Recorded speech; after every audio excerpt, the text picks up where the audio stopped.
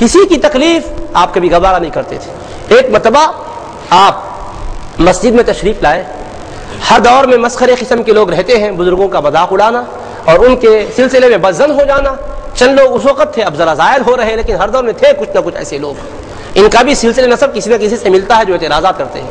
یہ نہ سمجھے کہ یہ یہیں پیدا ہوئے ہیں، اوپر کہیں نہ کہیں ان کا بھی خاندان چلتا ہے۔ ہر دور میں معترضین رہتے ہیں جو اولیاء کرام کی کرامتوں پر اپنی نارسا عقل سے اعتراضات کرتے ہیں۔ تو خیر، ایک بڑھیا کو کیا ذہن بنایا گیا اللہ جانے، لیکن اس نے یہ کیا کہ اپنے بیٹے سے کہی دیکھو تم زندہ ہو، تم کو ایسا کرتے ہیں ہم کہ جنازے میں لٹا دیتے ہیں، اور بالکل سانس لیتے رہنا، ایک دم بند نہیں کرتے، کپڑے کو اڑا دیتے ہیں، کفن میں لپیٹ دیتے ہیں، حضرت کے پاس پیش کر دیں گے تمہاری جنازے کی نماز پڑھانے کے لیے، اور بڑا چرچا ہے، بہت بڑی آپ کی شہرت ہے، یہیں پر حقیقت کھل جائے گی۔ آپ جب نماز جنازہ کے لیے آگے بڑھیں گے، تکبیر کہیں گے اللہ اکبر، تو تم ہنستے ہوئے باہر نکل جانا، سب میں حضرت کی بے عزتی ہوگی، استغفر اللہ۔ اس کا مطلب کیا ہوا؟ ایک عورت نے یہ اقدام کیا تو عورت اتنا نہیں سوتی، اس کے پیچھے بھی کام کیا گیا۔ عورتوں پر بھی بڑی محنت کی جاتی ہے، کیونکہ ان کے ذریعے سے فساد مچایا جائے، ان کے ذریعے سے شر پھیلایا جائے۔ تو آج جس طرح سے عورتوں کا ذہن بنا کر بزرگوں کے خلاف کہلوایا جاتا ہے، اس زمانے میں یوں بھی کیا گیا تھا۔ اس عورت کو تیار کیا گیا، اس نے اپنے بچے کو پیش کر دیا، اور یہ اس طرح سے منصوبہ بنائی۔ حضرت کے پاس کچھ لوگ جنازہ لے کر آ گئے، اور نماز کے بعد گزارش کی کہ حضرت جنازہ آیا ہے، نماز پڑھائیں۔ بندہ نواز ہے، بندوں کی حاجتیں پوری کرنے والے، اللہ کی عطا سے شفقت کرنے والے، مہربانی کرنے والے۔ آپ نے فرمایا کہ زندوں کی نماز نہیں پڑھائی جاتی، جنازہ مردوں کا پڑھایا جاتا ہے۔ وہ سمجھ گئی کہ حضرت بے خبر ہے، حضرت کو نہیں معلوم، لیکن پھر شرارت اور بغاوت ان کا مزاج تھا۔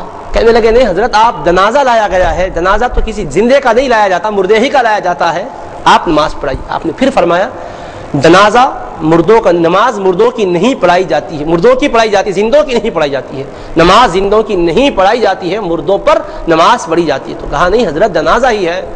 تو بہرحال بے انتہا اصرار بڑھ گیا، تو آپ نے کہا ٹھیک ہے سب بنا لو، آپ لوگ سب بستہ پیچھے ہو گئے، آگے بڑھ کر آپ نے تکبیر کہی اللہ اکبر۔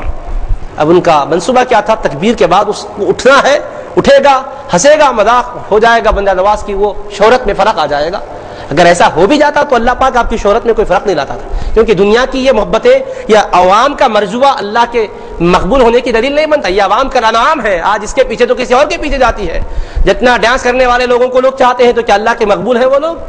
بہت سے بدعمل رہتے، فجر کی نماز نہیں پڑھتے، عشاء کی نماز نہیں پڑھتے، اور لمبے چوڑے خطابات اور تقریریں کرتے، ان کے پیچھے بھی لوگ نظر آتے ہیں۔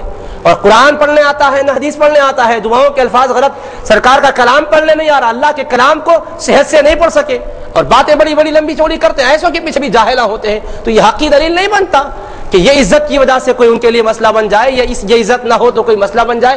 یہ عزت کے وہ طالب ہوتے ہیں، نہ اس کے جانے پر ان کو افسوس ہوتا ہے۔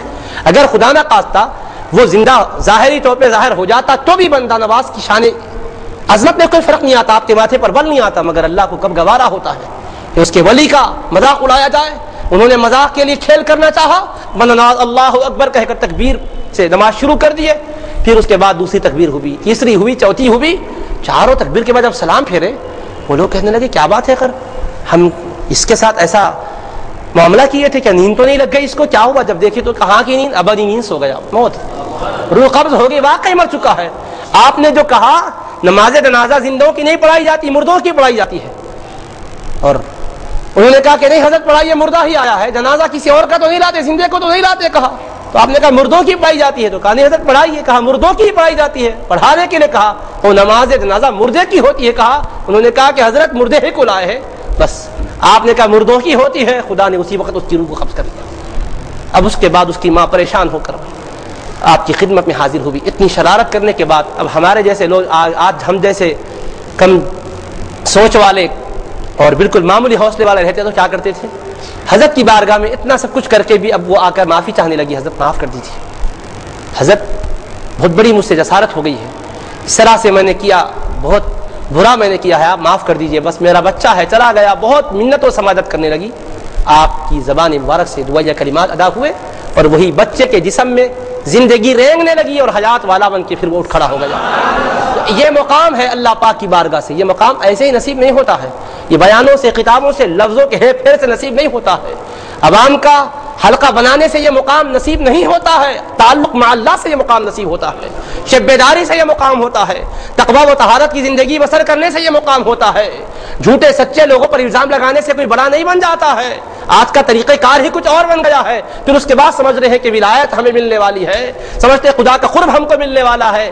یہ دھوکوں سے نکلنا چاہیے ہمیں، اور اللہ اس کے رسول پاک علیہ السلام کے بتلائے ہوئے طریقے کے مطابق بزرگوں نے جو زندگی کی ہے، گزاری ہے، ان کی زندگی سے روشنی حاصل کرنے کی ہمیں ضرورت ہے۔ حضرت بندہ نواز گیس دراز رحمۃ اللہ علیہ، اتنا اونچا مقام، اتنا بلند و بالا رتبہ آپ کا کہ آپ تکبیر پڑھ دیے، روح نکل گئی، جب گزارش کی گئی تو دعا کرتے ہیں تو پھر روح آتی ہے، زندہ ہو جاتا ہے۔ یہ سب رکھنے کے باوجود اب سادگی کا کیا معاملہ ہے، عاجزی اور خاکساری کا کیا معاملہ ہے؟ اللہ اکبر اللہ اکبر۔ اپنے پاک پروردگار کی بارگاہ میں تواضع کی تعلیم دے رہے ہیں، حفظ اوقات کی تعلیم دے رہے ہیں، مریدوں کو فرما رہے ہیں کہ تواضع اور خاکساری کو اپناؤ، ہمیشہ دنیا میں دوسرے کو سمجھو وہ ہم سے اچھا ہے، اپنے آپ کو سمجھو ہم سب سے برے ہیں، اپنے کو غلط سمجھو، اپنے کو متقی مت سمجھو۔ اللہ کا فرمان ہے فلا تزکوا انفسکم هو اعلم بمن اتقى۔ اپنے شان و عظمت کے خطبے مت پڑھو، اپنی عظمتوں کے نعرے مت لگواؤ۔ تم نہیں سمجھتے کہ تم بہت متقی کہہ کے لوگوں میں کہلواؤ گے تو متقی بنو گے۔ هو اعلم بمن اتقى، وہ اللہ جانتا ہے تم کتنے درجے کے متقی ہو، تمہارا تقویٰ کیا ہے، طہارت کیا، اللہ کو پتا ہے۔ تم اپنے آپ کو پاکیزہ کہہ کر نہ پیش کرو۔ بندہ نواز رحمۃ اللہ علیہ اسی آیت کریمہ پر عمل کرتے ہوئے اپنے مریدین کو، اپنے متوسلین کو، متقین کو تعلیم دیتے رہے کہ تقویٰ اختیار کرو، پرہیزگاری کی زندگی بسر کرو، اوقات کا پاس و لحاظ رکھو۔ فرماتے ہیں کتنا معنی خیز جملہ آپ نے فرمایا، ان من فاتہ وقتہ فقد فاتہ ربہ۔ فرماتے ہیں کہ وقت کی بڑی قدر و قیمت کو جانو، پہچانو، وقت کو ضائع نہ کرو، وقت کو برباد نہ کرو۔ آج ہم غپ شپ اپنا وقت گزارتے ہیں، آج ہماری راتیں، بڑا وقت رات باتوں میں گزرتا ہے، تبصروں میں گزرتا ہے، لوگوں کا تجزیاتی مطالعہ کرنے میں گزرتا ہے، ارے سب پر بحث کرنے والوں، مختلف لوگوں پر تذکرہ کرنے والوں، جاہلوں میں بیٹھ کر جہالت کی باتیں کر کے اپنے وقت کو برباد کرنے والوں، اس وقت کو کم سے کم خدا کے ذکر میں گزارو، اللہ کی طاعت و بندگی میں گزارو، آہوازاری میں گزارو۔ یہ پیغام بندہ نواز نے دیا۔ فرمایا نماز اگر چھوٹ جاتی ہے تو قضا کرنے کی شکل ہے، مگر وقت چلا گیا تو وقت کی کوئی قضا ہی نہیں۔ مثال کے طور پر عصر کی نماز کوئی عصر کے وقت نہیں پڑھا ہے تو یہی 4 رکعت دوسرے وقت میں پڑھا تو قضا ہے، تو اس میں سے کیا چیز چھوٹ گئی؟ قیام وہی ہے، قرات وہی ہے، رکوع وہی ہے، سجدہ وہی ہے، کہ کعبے کی طرف وہی رخ کر کے پڑھ رہا ہے، نماز کے بدلے میں قضا نماز ہے۔ مگر قضا کیوں کہہ رہے ہیں؟ نماز تو وہی پڑھا، کوئی اور تو نہیں پڑھا، اضافہ کیا نہ کمی کیا، صرف اتنا ہے کہ اس کے وقت پر نہیں پڑھا تو وقت گیا تو نماز قضا ہو گئی، حالانکہ قضا کیا وہ تو ادا ہی کیا ہے، بعد میں پڑھا ہی ہے۔ فرمائے نماز متبادل شکل میں مل سکتی ہے مگر جو وقت گیا وہ نہیں مل سکتا۔ اس وقت کی قدر کرو جس کا وقت چلا گیا، اس کے لیے گویا کہ رب کی رضا کا موقع چلا گیا، رب کی رحمت کا موقع چلا گیا۔ وقت کو ضائع نہ کرو۔ آج اس نصیحت کو سامنے رکھ کر میں اور آپ ہم سب اپنی زندگی کا جائزہ لیتے ہیں تو سب سے بڑی آفت یہ ہے کہ ہمارے پاس وقت کی قدر ہی نہیں ہے۔ وقت کتنا ہمارا برباد ہو رہا ہمیں کوئی اندازہ ہی نہیں۔ وقت کی قدر ہے نہ وقت کا ضیاع جو ہے اس کا کوئی اندازہ ہمیں ہو رہا ہے۔ حضرت بندہ نواز نے اپنی بارگاہ میں آنے والوں کو یہ نہیں فرمایا ہے کہ بس تم آؤ، رسمی محمتوں کا نذرانہ پیش کرو اور چلے جاؤ۔ یہ پھول کا پیش کرنا محبت اور عقیدت کا ایک نذرانہ ہے، یہ اپنی محبت کے لیے ہے، وہ تو اس سے بے نیاز ہیں۔ انہوں نے جو ہمیں تعلیم دی ہے وہ یہ ہے کہ اپنی زندگی کو گلشن بنا لو، اپنی زمنستان حیات میں ایسے پھول کھلاؤ کہ آنکھیں بند بھی ہو تو یہ پھول کی مہک تمہیں عالم برزخ میں مہک دے رہی ہو، محشر میں تم کو مہک مل رہی ہو۔ یہ بندہ نواز کی تعلیم